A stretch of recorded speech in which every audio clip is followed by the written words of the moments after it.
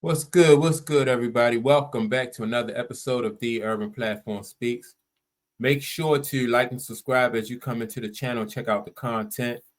With that being said, I wanna comment on a video that I watched Jason Whitlock when he says that LeBron James caused the downfall of the NBA. And I thought some of the comments that Jason Whitlock made were on point. I don't always agree with Jason Whitlock, but these comments that he made about LeBron James and his career, I thought were very on point. And so I'm going to take a listen and play the audio of what Jason Whitlock said, him and his co-host. And here we go.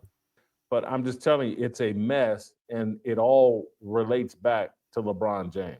Everybody just wants to go and get the easy championship and stack these meaningless rings to try to inflate what their legacy is. It's absolutely pathetic. There is such a sense of entitlement, and it all began with LeBron James. Ratings have never peaked with him like they did with Jordan and like they did with Magic and Larry when they first came aboard.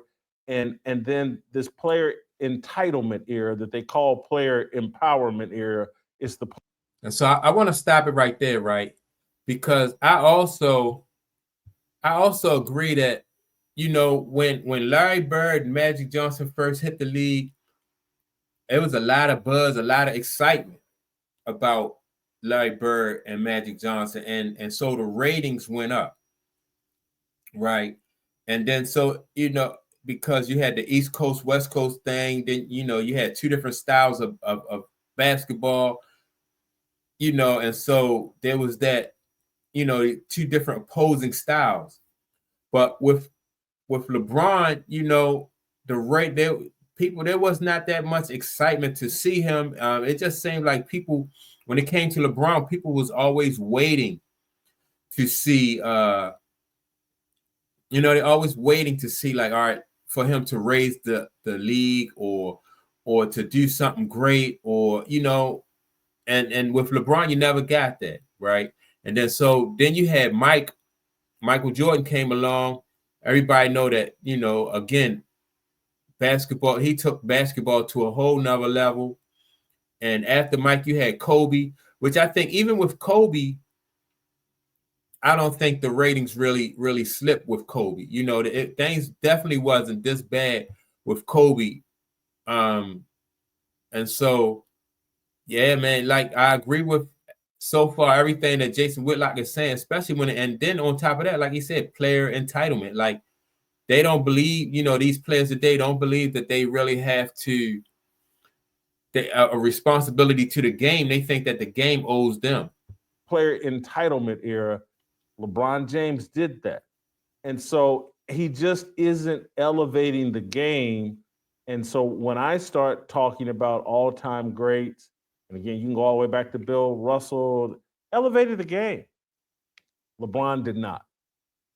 No offense, but if you're paying, right. So LeBron didn't elevate the game, and I don't know what else you could say. Like, and another comment they made, like the meaningless rings that they are, like he's trying to accumulate. Again, he's taking shortcuts, and he's kind of manufacture. He's trying to manufacture his place in NBA history, which is not working because there's really people that he's not an exciting player also to watch, right? Mike and Kobe and Magic and Bird. The reason why these guys were exciting to watch, even if you wasn't fancy like Michael Jordan, you could still be exciting to watch because you understand the intricacies of the game. You had like even dudes who wasn't all that athletic. When you have in my opinion, like Bernard King to me really wasn't all that athletic.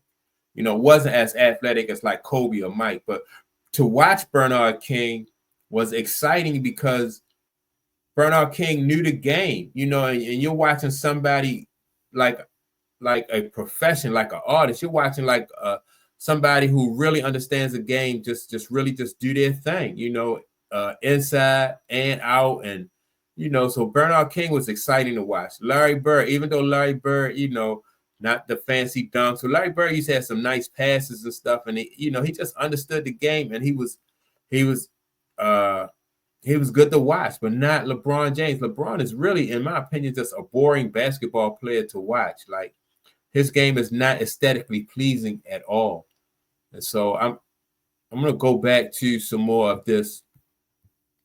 This more than $30 per month on car insurance, you're getting ripped off, guys. Jason, it's far worse than what you think, probably. The final game Michael Jordan played in a Chicago Bulls uniform, the 1998 Game 6, where he won his 6th and final NBA championship, that game peaked out at 36 million viewers. The sham bubble tournament in the Disney campus, what I like to call as the exhibition tournament disguised as an NBA champion. Oh man, that was funny. He called it the sham, right? You know, that was funny. But yeah, man, I don't really think that. I mean, they won the championship in the tournament, and so it is what it is. You can't take that away from them. But in my opinion, and a lot of people's opinions, like that was a sham. But he really goes in on LeBron. I want to listen to the rest of this. Where LeBron James, the legendary LeBron James, won his 4th and likely will be his final NBA championship. Not one single game eclipsed the 9 million viewer mark. And it had, I believe, an average rating of 7 million per game. That is absolutely laughable and pathetic. We're in an era right now where Caitlin Clark, a female college basketball player, just got a 19 million view share in the NCAA championship game. I mean, even her semifinal game had 14 or 15 million. The top NBA game this year, I believe, was the play-in game. The last metrics that I saw was the first play-in game, with around 5 million. So we're talking about a female college player doubling and tripling NBA ratings right now. That is crazy. That is crazy. I didn't know that. I didn't know that Caitlin Clark's games were putting up bigger numbers than you know the NBA games and stuff like that. I had no idea, man. That is just crazy. And for this guy to be the GOAT, you know, I think that that is crazy. Let me see. Let me go back. I want to play some more of this guy. This is the guy right here on the Jason Whitlock show. But I want to listen to some more of their audio and see what he got to say. That is LeBron's legacy. That, along with, as you noted, the player empowerment. He is the father of it, of the super team era as well, basically whittling down and diminishing competitive excellence by these players. This era has played follow his leader. Just remember at the start of this, I defended LeBron's comments from last night. So it hasn't all. Yeah, I thought he made a good point. I thought the guy made a good point when he said competitiveness, right? And see, that's a lot what I think the NBA lacked today too. Also, that competitiveness. It's just a bunch of 3-point shots and dunks. You know, like I said, like the intricacies of the game is gone. No low post game, no mid-range game. Nobody can play. You know, they don't play with their back to the rim or anything like that. You know, it's either a 3-point shot or it's a it's a dunk. And so, yeah, they went. They really went in on LeBron James though on there. But I can't say that I disagree with anything that Jason Whitlock and his co-host said.